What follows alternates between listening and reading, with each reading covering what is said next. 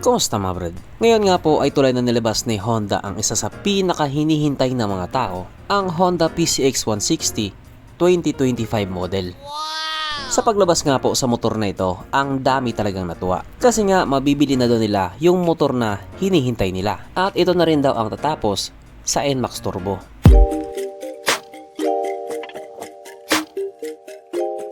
Pero syempre bago tayo magpatuloy, kung bago ka pa lamang napadpad dito sa aking walang kwentang channel, huwag ka na mag-subscribe.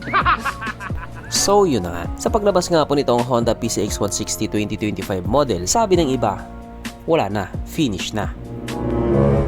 Umpisa na daw magtago ng mga naka NMAX Turbo.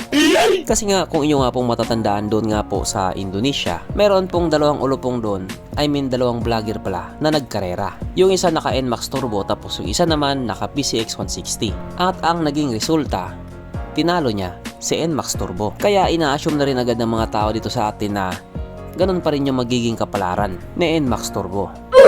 Pero syempre wag po tayong papakasiguro. Kasi nga doon sa Indonesia, Indonesian po yung nakasampa. Dito sa atin kasi ibang usapan na kapag Pinoy na nakasampa. Kaya magkaalaman na lang talaga yan kapag nagtapat na sa kalsada. Yun ang abangan natin. At dahil dyan, pag-usapan na naman natin kung ano bang meron sa motor na ito at kung gaano nga ba talaga siya kaganda. So ito nga po ang Honda PCX 160 2025 model na mayroong 156.9 cubic centimeter engine displacement, 4-stroke single cylinder, single overhead cam with 4 valves, powered by ESP Plus or Enhanced Smart Power Plus, na ang ibig nga pong sabihin mas pinalakas na makina at mas pinatipid sa gasolina. Naka-program fuel injected at ito po ay naka-liquid cooled. Kaya hindi po siya panis sa Honda Click 125. Ang kanyang operation ratio 12.0:1. Pagdating naman po sa kanyang power, ito po ay mayroong 15.8 horsepower, 8,500 RPM, 14.7 Nm of torque at 6,500 RPM. At dahil nga po kalalabas pa lamang dito sa atin, wala pa po tayong idea pagdating sa kanyang top speed. Pero syempre dahil nandito na yan, panigurado mabilis na yan. Ang kanyang tangke ay kaya magkarga ng 8.1 liters fuel tank capacity na kumukonsumo naman na po ng 45 kilometers per liter. So parang nga po sa isang 160cc na maxi scoot, hindi na po masama. Ang sukat ng kanyang gulong 110/70/14 sa harap at 130/70/30 naman sa likuran. Pagdating naman po sa kanyang braking system, ito po ay naka-disc brake sa harap at disc brake din po sa likuran. So bali itong PCX 160 nga po ay mayroong dalawang variant. Yung standard na naka CBS lang at yung road sync na naka ABS. Pero single channel ABS lang. Pustahan may magsasabi na naman dyan, Bibili na sana ako kaso naka single channel ABS lang. kung sa bagay parang hindi naman kayo nasanay kay Honda. Ganon talaga. Ang kanyang seat ay taas na 764mm at 134mm naman ang kanyang ground clearance. At ang motor nga po na ito ay may kabuuang bigat na 132 kg para doon sa standard tapos 133 kg para doon sa road sync. So bali 1 kilo lang yung lamang ng isa. Mapunta naman po tayo sa iba pa niyang mga features. So ang ilaw nga po sa motor na ito, naka full LED na po. Kung ikukumpara nga po doon sa previous model, nagbago na rin talaga yung itsura niya. Meron na nga po siyang DRL na naka letter V. Sabi ng iba mas pumangit daw. Pero sabi din naman iba mas gumawa po naman daw. O diba, ang gulo talaga ng mga tao. Pagdating naman po sa kanyang gauge panel, ito po ay naka TFT display doon sa road sync. Pero doon naman sa standard version, naka digital lang siya. Pero kahit saan naman sa kanilang dalawa, pogi pa din. Syempre ito nga po ay gumagamit ng smart key system. At isa nga po sa masabi nating pinagbago niya or upgrade niya, hindi na po siya naka-naked handlebar. May cover na po yung manibela niya. Sabi ng iba, maganda daw. Pero sabi din naman ng iba, pangit daw. O diba? Ang gulo nga ni. At syempre hindi rin po mawala sa motor na ito ang kanyang USB charging port. Na para kahit saan ka nga po magpunta, hindi ka na mangangamba na baka malubat yung cellphone mo. Kasi nga, manonood ka pa ng Pornhub. At meron din po itong TCS or Traction Control System or HSTC, Honda Selectable Torque Control, na just in case nga po dumaan ka sa isang kurbada at madulas na kalsada, kusa nga pong mag-a-adjust yung gulong mo sa likuran para hindi ka sumemplang. At yun nga pong kanyang road sync or yung road sync na variant, yun nga po yung kukunik mo yung cellphone mo doon sa motor mo para just in case na may mga notification doon sa cellphone mo, makikita mo na doon sa dashboard mo. Tapos mababasa mo doon, papasa naman ng bold. Pero dito, hindi mo na kailangan magpasa ng bold sapagkat nandito na nga po tayo sa exciting na part.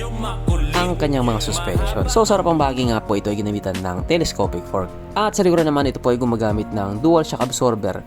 May sub-tank yun sa road sync, yung sa standard man wala. Na ayon nga po sa mga taong nakagamit sa motor na ito, maganda ang bounce.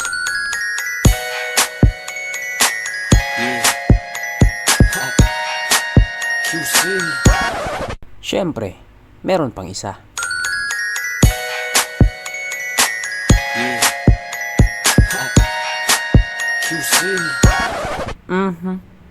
Panigurado.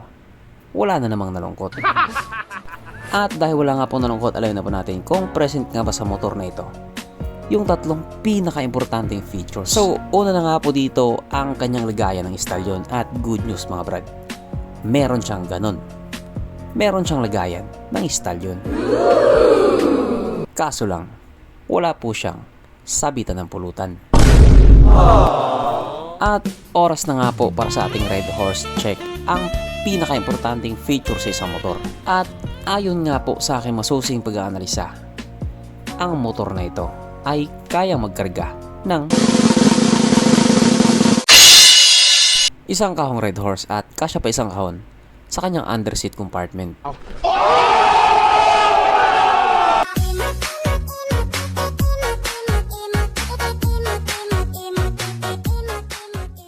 So therefore ang motor na ito ay talagang recommended.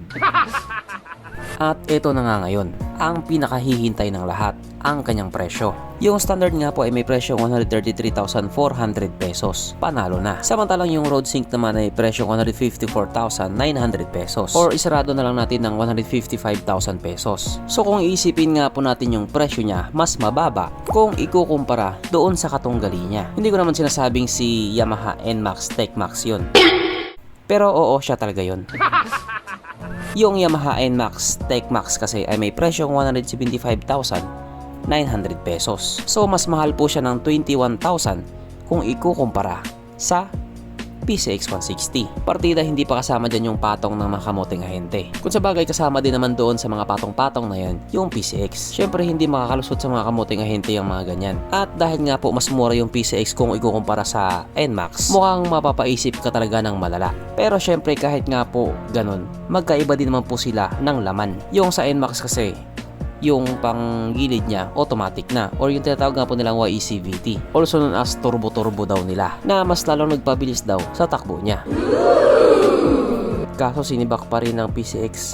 Pero kahit alin naman dyan sa dalawa, siguradong panalo ka. Basta yung importante, masaya ka. So hanggang dito na lang muna mga brad. Kung may gustong sabihin or gustong idagdag doon sa mga sinabi ko, mag-comment ka na lamang sa baba. Okay, bye.